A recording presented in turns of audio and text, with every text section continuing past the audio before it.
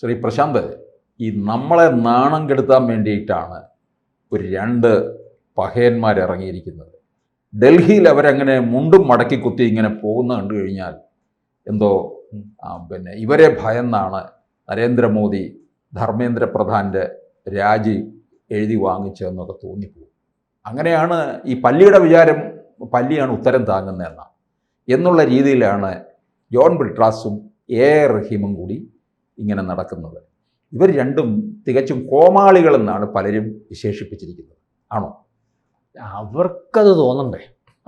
മനസ്സിലാവുന്നില്ല. ഇതിനകത്ത് CJPയുടെ സമരത്തിന് ഇപ്പം വളരെ കൂടുതൽ ആച്ചന്മാരായിട്ടുണ്ട്. ഒന്ന്, ഇപ്പം നമ്മുടെ കോൺഗ്രസും അല്ലെങ്കിൽ മുഖ്യമന്ത്രി ഉൾപ്പെടെയുള്ളവർ കണ്ടിട്ടില്ലേ, സതീശൻ CJP സമരം വിജയിപ്പിച്ച രാഹുൽ ഗാന്ധിക്ക് അഭിവാദ്യങ്ങൾ. VD സതീശൻ വിളിക്കാതെ എന്ന ആളാണ്. രാഹുൽ ഗാന്ധിക്ക് അഭിവാദ്യങ്ങൾ.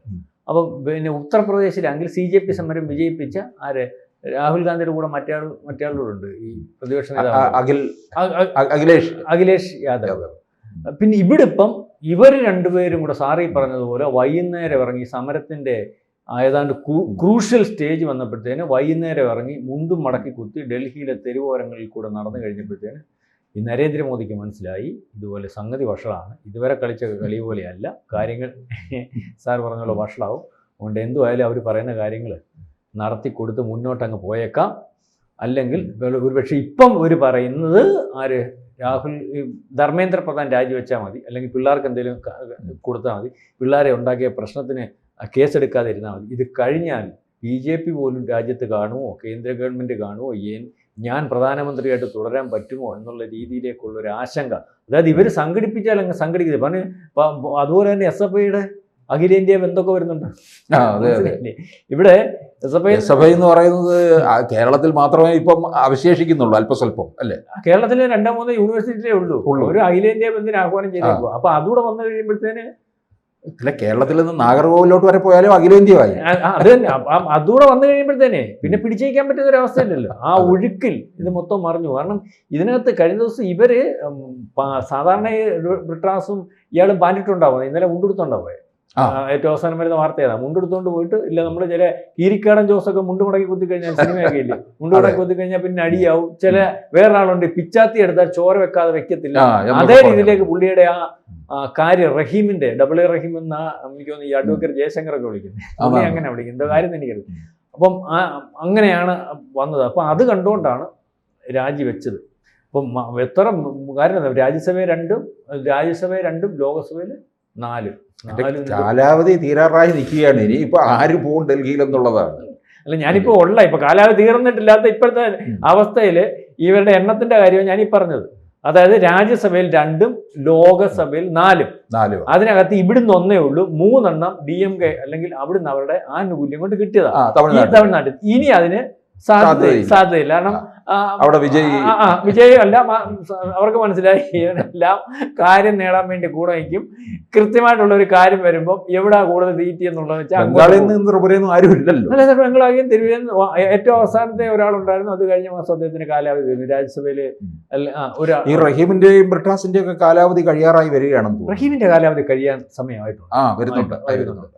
പിന്നെ ഇനിയിപ്പോൾ രാജ്യസഭയിലേക്ക് കയറാനേ പറ്റത്തില്ലല്ലോ. ഇവർ 2 പേരുടെ ആയാൽ പോലും 36 ഉള്ളൂ. എനിക്ക് 42 സീറ്റ് അങ്ങോട്ട് വേണമല്ലോ രാജ്യസഭ MP ഉണ്ടാക്കണമെങ്കിൽ. അപ്പോൾ അതിനുള്ള സാധ്യത പോലും ഇനിയില്ല. കേരളത്തിൽ നിന്ന് ഒരു രാജ്യസഭ MPയെ പോലും ഒരുപക്ഷെ കേന്ദ്രത്തിലേക്ക് വിടാൻ പറ്റുന്നൊരവസ്ഥയില്ല, അല്ലേ? അങ്ങനെ ഉണ്ടല്ലോ.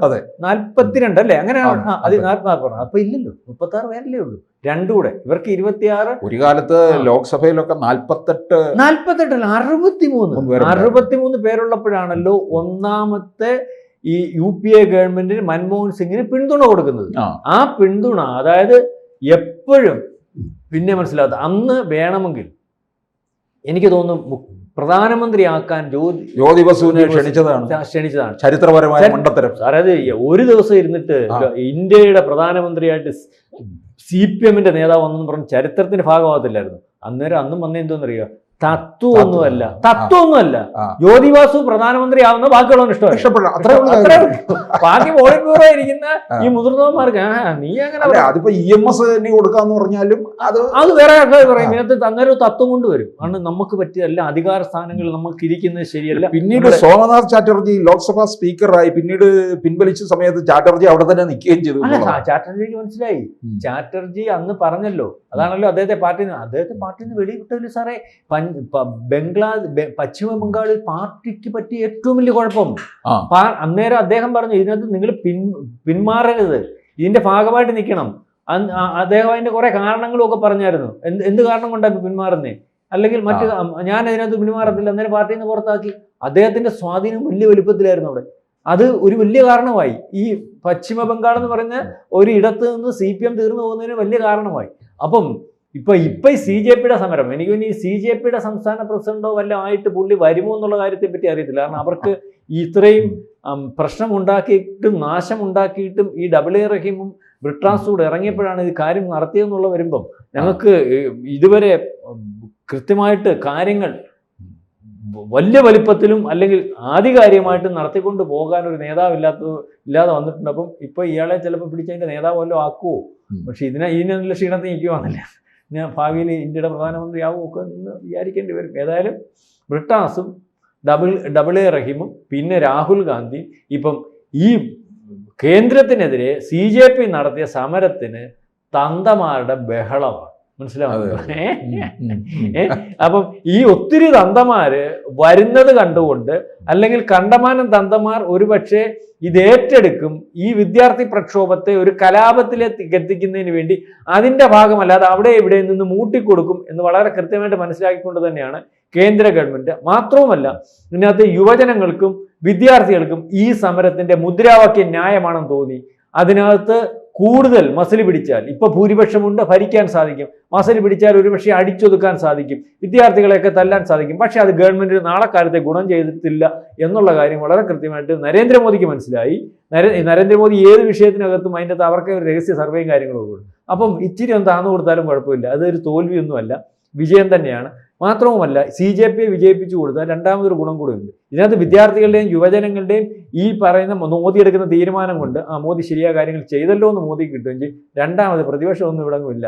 കുറെ പിള്ളേർ കയറി വന്ന് വേളം ഉണ്ടാക്കി അവന്മാരെ കൊണ്ടൊന്നും കൊള്ളത്തില്ല എന്ന് പറയിക്കാനും പറ്റും. അതായത് രാഹുൽ ഗാന്ധിയെ ഒന്നിനും കൊള്ളാത്തവെന്ന് വീണ്ടും ചിത്രീകരിച്ചു.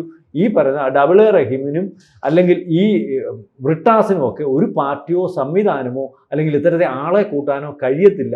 ആരെങ്കിലും കൂട്ടുന്നതിൻ്റെ ഫ്രണ്ടിൽ ചെന്ന് ഞങ്ങൾ അതിൻ്റെ ആളെന്ന് പറയാനേ സാധിക്കത്തുള്ളൂ എന്നത് കാണിച്ചു കൊടുക്കാൻ വളരെ കൃത്യമായിട്ട് BJPക്ക് CJPയുടെ സമരം കൊണ്ട് സാധിച്ചു എന്ന് വേണം കരുതാൻ. ഈ ബ്രിട്ടാസിൻ്റെയും റഹീമിൻ്റെയും ഒക്കെ നേതൃത്വത്തിൽ ഇനിയിപ്പോൾ കേരളത്തിൽ വന്നിട്ടും ഇതിൻ്റെ ആഘോഷം കൊണ്ടാടാനായിട്ട് തയ്യാറെടുത്ത് നിൽക്കുകയാണെന്ന് തോന്നുന്നു. കാരണം ഇപ്പോൾ വേടനും ഒക്കെ രംഗത്ത് വന്നതല്ലേ. പിന്നെ ഇവിടുന്ന് പോയ ഒരാളുണ്ടല്ലോ, രഞ്ജിനി. അയ്യോ, ഇന്നലെ വൈകിട്ടത്തെ അത് മുണ്ടും തുണി ഉണ്ടോന്ന് പോലും അറിയത്തില്ല, അതേ ആഘോഷമായിരുന്നു. അതെ അതെ, ഇവരുടെ വിചാരം എന്തോ ഇവരിലൂടെ തന്നെയാണ് ഇത് നേടിയെടുത്തത്. ഈ റഹീം ഇവിടെ ആദ്യം രാജ്യസഭാ MP ആയിട്ട് പോകുന്ന സമയത്ത് തന്നെ കേരളത്തിൽ നടത്തിയ ഒരു പ്രസ്താവന എനിക്ക് ഇപ്പോഴും ഓർമ്മയിലുണ്ട്. എൻ്റെ പ്രവർത്തന മേഖല ഇനി ഡൽഹിയാണ്, ഞാൻ അവിടെ മോദിയെ വിറപ്പിക്കും എന്നാണ് പറഞ്ഞത്. സാറി പറഞ്ഞ ഇംഗ്ലീഷ് കേട്ടവർ പറഞ്ഞു. അതെ, കഴിഞ്ഞ ദിവസം പറഞ്ഞില്ലേ, തന്നെ ഞാൻ ഉറങ്ങിക്കൊണ്ടിരുന്നവർ ഏതാണ്ട് വല്ലാത്ത ഭാഷ കേട്ട് ഞെട്ടിത്തെറിഞ്ഞ് പുറകോട്ട് നോക്കുന്നത് രാജ്യസഭയില്. ഇതിനകത്ത് വല്ലാത്തൊരു കഥയുണ്ട്, സാറ് കേട്ടുണ്ട്. സാറി പറഞ്ഞ ഉത്തരം താങ്ങുന്ന വലിയ എന്ന് പറയുന്ന വേറെ കഥയുണ്ട്. ഈ ഞാനും മുതലയച്ചനും കൂടെ പോത്തിനെ പിടിച്ചെന്ന് പറയും. എന്തോന്നറിയാം, ഈ മുതലയുടെ വായില് കണ്ടിട്ടില്ലേ ഈച്ചയിരിക്കും. കാരണം അതിന്റെ അത് കഴിക്കുന്ന ഭക്ഷണങ്ങളുടെ ഈച്ച, ചെറിയ കിളികളൊക്കെ ഉണ്ട്. കാരണം ഇത് വാ തുറന്നിരിക്കും. കാരണം അതിന്റെ വാ ക്ലീൻ ചെയ്യുന്നത് ഇവരാ. ഈ ചെറിയ കിളികൾ വന്നിട്ട് അതിന്റെ അവശിഷ്ടം അവിടെ എവിടെയും പല്ലിടക്കി ഇരിക്കുന്നത് കുത്തിയെടുക്കുകയും ഈച്ച കിടക്കുകയും ചെയ്യും. അപ്പം ഒരു പ്രാവശ്യം ഇങ്ങനെ ഒരു ഈച്ച ബാക്കിയുള്ളവരുടെ ഈച്ചയുടെ കൂട്ടത്തിനകത്ത് ചെന്നിരുന്നിട്ട് വലിയ ഗമയൊക്കെ അടിക്കും. അപ്പൊ ഇയാൾ മുതലയുടെ വായി ചെന്നിരുന്ന് മുതലയുടെ ഭക്ഷണം അടിക്കുന്ന ആളാണ്. അപ്പം ബാക്കിയുള്ളവർ ഇതിനെ പറ്റിയുള്ള കഥകളൊക്കെ ചോദിക്കും. അപ്പൊ പറഞ്ഞു, ഞാനും മുതലയച്ചനോടായി ഈ പോത്തിനെ പിടിച്ചത്. മനസ്സിലായില്ലേ?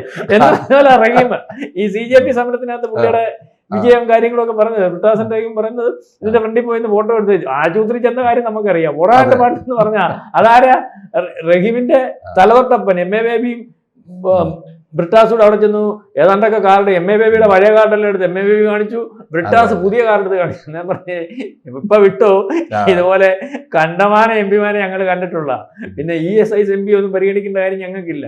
ഇന്ന് രാജ്യം ഭരിക്കുന്ന MP മാരുമായിട്ട് പരിചയമുണ്ട്, അവർ പറഞ്ഞിട്ട് അവിടെ നിൽക്കുന്നത്. മാത്രമല്ല അമിത്ഷാ പറഞ്ഞിട്ട് അവിടുത്തെ കയറ്റി വിടണ്ട, അന്ന് അവിടെ നോടിയതാ. അപ്പൊ അതൊക്കെയാ കാര്യങ്ങൾ. അപ്പം ഇതാണിപ്പം ഇവര് രണ്ടുപേരും ഇവിടെ കോൺഗ്രസ്സുകാർ പറയുന്ന അവരുടെ നേതാവായി സാധിച്ചത്. ഏതായാലും ആകപ്പാടെ പ്രശ്നമാണ്, കൺഫ്യൂഷനാണ്. ആരാ സാധിച്ച്, എങ്ങനെയാ സാധിച്ച്, ഇതുപോലുള്ള അല്പന്മാരെ കൊണ്ട് തോറ്റു പോകുന്നു. ഭയങ്കര പ്രശ്നം. അത് BJP ഇത് അറിഞ്ഞുകൊണ്ട് ചെയ്തതാ. CJPക്ക് വാംചൂക്കത്തിന്റെ സമരം നിർത്തിപ്പോയത്, ഹൈജാക്ക് ചെയ്യുന്ന സമരം വന്നപ്പോഴാണല്ലോ. അത് BJP ആയിട്ടുള്ള നേതാക്കന്മാർ ചെന്നിട്ട് പറഞ്ഞു നിങ്ങൾ ചെയ്തല്ല, ആ നായക മനസ്സിലാകുമാർ ഇത് അടിച്ചുകൊണ്ട് പോകാൻ. പിന്നെ രണ്ടാമത് അത് നല്ല ക്ലീൻ, നമ്മൾ പറയത്തില്ല തേപ്പെന്നൊക്കെ പറയത്തില്ലേ, ഈ കോൺഗ്രസിനെ അങ്ങ് തേച്ചു കൊടുത്തു. അതിന്റെ കൂടെ പിന്നെ ഇത് പിന്നെ ഇവർക്ക് ഇത് നടക്കുക ആഘോഷിക്കുക എന്നുള്ളതേ ഉള്ളൂ, മീഡിയയുടെ മുമ്പിലും ഒക്കെ. പക്ഷെ ഇത് ജനങ്ങൾ കാണുന്ന ഒരു കാര്യം ഇത് സാറേ, ഇത്രയും വിഡ്ഢികളായിട്ടുള്ള പാണ്ടിലോറി വരുമ്പം കുണ്ടന്മാക്കർ കണ്ടില്ലേ, വണ്ടി കയറി എത്തുപോകത്തില്ല. അതെ. കൂടുതൽ വാർത്തകളും വിശേഷങ്ങളും നിങ്ങളിലേക്ക് എത്താൻ ABC മലയാളം സബ്സ്ക്രൈബ് ചെയ്യുക, ബെൽബട്ടനും അമർത്തുക.